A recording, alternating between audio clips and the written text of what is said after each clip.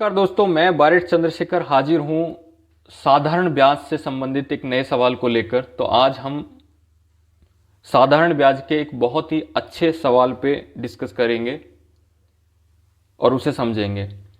तो सवाल है कि x और y दो समान राशियां 7.5% वार्षिक दर से क्रमशः 4 तथा 5 वर्ष के लिए उधार दी गई। यदि इनके द्वारा दिए गए ब्याज में 150 रुपये का अंतर हो तो प्रत्येक दी गई राशि कितनी है। तो पहले हम साधारण ब्याज का जो सूत्र है वो है, साधारण ब्याज का सूत्र है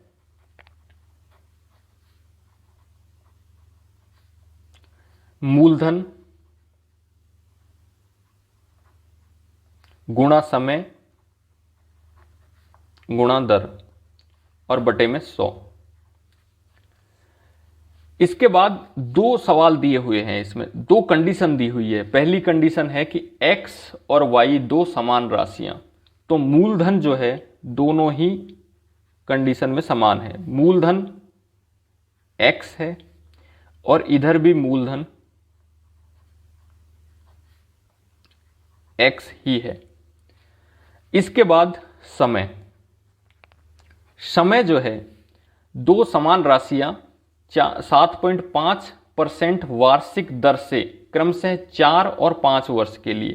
तो यहां पे समय है 5 वर्ष और यहां समय है 4 वर्ष। अब 5 वर्ष मैंने इधर क्यों लिखा और 4 वर्ष इधर क्यों लिखा, उसका कारण मैं आगे बताऊंगा आपको। इसके बाद दर जो है यानी मूलधन, हमें पता है कि दोनों का समान है। पहली राशि भी समान है, x है, दूसरी राशि भी x ही है। समय इसमें 5 वर्ष है, इसमें 4 वर्ष है। दर जो है वो भी समान है कि समान राशियां 7.5% वार्षिक दर से, यानी दोनों राशियों के लिए एक ही दर है 7.5%। तो 7.5% और यहां पे भी दर 7.5%। इसके बाद वो बोलता है कि यदि इनके द्वारा दिए गए ब्याज में 150 रुपये का अंतर हो, यानी जो 5 वर्ष का ब्याज होगा वो ज्यादा होगा, 4 वर्ष का ब्याज कम होगा। तो 5 वर्ष मैंने यहां लिखा और 4 वर्ष यहां लिखा। अब जो 4 वर्ष का ब्याज है उससे कितना ज्यादा है, 150 रुपये, केवल 150 रुपये ज्यादा है।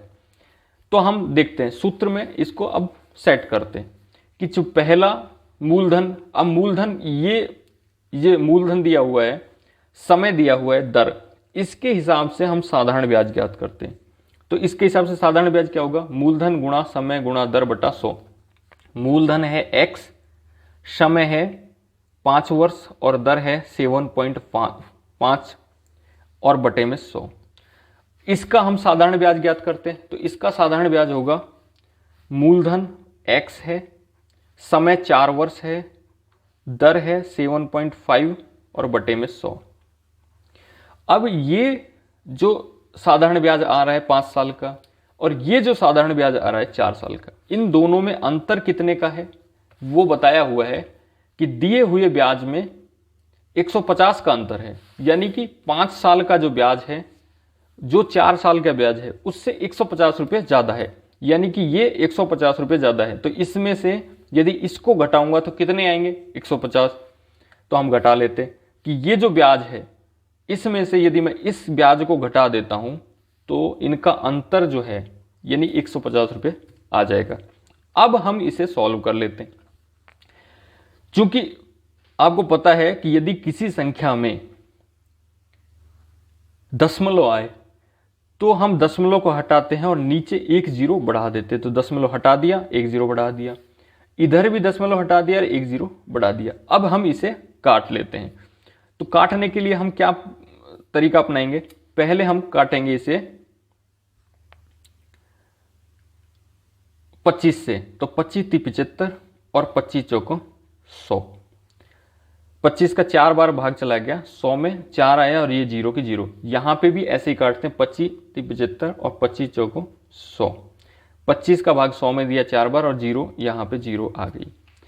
इसके बाद हम इसे काट लेते हैं अब हम इसे नहीं काटते हैं, काटने को तो काटा जा सकता है इसे, लेकिन हम इसे एज इट इज रखते हैं जिससे कि सहूलियत रहेगी हमें। अब हम ये जो है संख्या, ये संख्या है भिन्न रूप में, यानी ऊपर इसके अंश है, जैसे कि अब लिखते हैं हम इसे 5, 3 और x। 5 तिया 15x बटे में 40, और ये हो गया 4 तिया 12x, 12x बटे में 40 बराबर 150। अब ये 5 गुणा 3 और x, 5 तिया 15x बटा 40, और 4 गुणा 3 4 तिया 12 गुणा x यानी 12x बटा 40, और यहाँ पे आ गया 1500 रुपये। अब हम इसका लेते हैं लैसे। लैसे होता है कि वह बड़ी से बड़ी, लैसे वह छोटी से छोटी संख्या जिसमें कि दी हुई संख्या को भाग चला जाए। अब ये दोनों संख्या समान है, दोनों संख्या समान होने से इन संख्याओं का भाग, ऐसी छोटी से छोटी कौन सी संख्या होगी जिसमें चला जाएगा 40 का भाग? सबसे छोटी संख्या होगी 40। 40 से छोटी 39, 35, 30 किसी में भाग नहीं जाएगा, सिर्फ 40 सबसे छोटी, तो 40 लिया। तो 40 का भाग 40 में दिया, एक बार गया, एक को गुणा किया तो 15x आ गया ऊपर वाला। ऐसे ही 40 को 40 में भाग दिया तो एक बार गया, एक को गुणा किया 12 से तो 12x बराबर 150। ऊपर वालों को निकाल लिया कि 15 में से 12 गया तो कितना बचा? 3x। 15 में से 12 को घटाया तो 15x में से 12x को घटा दिया, 3x आ गया, 3x बटा 40 बराबर आ गया 150। अब होता क्या है कि 150 के नीचे यदि मैं 1 लिख देता हूं तो कोई फर्क नहीं पड़ेगा, क्योंकि 150 का 1 का भाग 150 में 150 बार ही जाएगा, यानी 150 बटा में 1 लिख दिया है। अब इसको इस तरह से तिरछा गुणा कर सकते हैं हम। इसके दो तरीके हैं, एक तो ये तिरछा गुणा करने की, इस संख्या को इस संख्या से गुणा करो, इस संख्या को इस संख्या से गुणा करो, ऐसा हो सकता। एक तरीका है कि जैसे 3x लिखा हुआ है, 3x बटा 4, और एक सवाल को मैं एक बार फिर से बता देता कि ये जो सवाल है यहां तक हमने कर लिया था 15x माइनस 12x और बटे में 40 बराबर 150। तो हम इस पे आ गए थे 3x बटा 40 बराबर 150। तो x को यदि हमने निकाल लिया तो ये संख्या उल्टी चली जाएगी, यानी 40 बटे में 3 हो गया। तो 3 को काटेंगे ऊपर तो 3 से काटेंगे तो ये 50 बार आएगा, 50 तिया 150, यानी 5 तिया 15, 5 और 0। अब इनको गुणा करते तो 5 चौको 20, 20 आ गया, 1 0 ये, 1 0 ये, 2 0।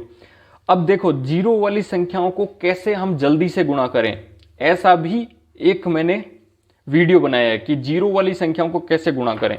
तो यदि आपको समस्या है तो वहां जाके देख लीजिए, उससे आपका गुणा करने का जो कॉन्सेप्ट है जीरो वाली संख्याओं को, वो आपका अच्छे से क्लियर हो जाएगा। तो ये एक तरीका हो गया। एक तरीका मैंने बताया है कि 3x बटा 40 बराबर 150 है, तो तिरछा गुणा करेंगे, यानी ये संख्या नीचे वाली और ये ऊपर वाली से गुणा हो गया। तो 3x गुणा 1 करेंगे तो 3x ही आएगा, 3x गुणा 1 बराबर 3x। इसको गुणा इससे करेंगे तो 150 इंटू में 40 आ गया। अब 3x बराबर 150 इंटू 40 है। अब हम x को निकाल लेते हैं तो 3 को यहाँ नीचे डाल देंगे, तो 3 से ये कटेगा 50 बार, और 50 गुणा 40 बराबर 2000। तो ये दोनों तरीके से ये सवाल किया जा सकता है, किसी भी तरीके से सॉल्व कर सकते हैं आप। तो आज के लिए दोस्तों बस इतना ही, मिलते हैं अगली क्लास में किसी नए सवाल के साथ। तब तक के लिए धन्यवाद, नमस्कार।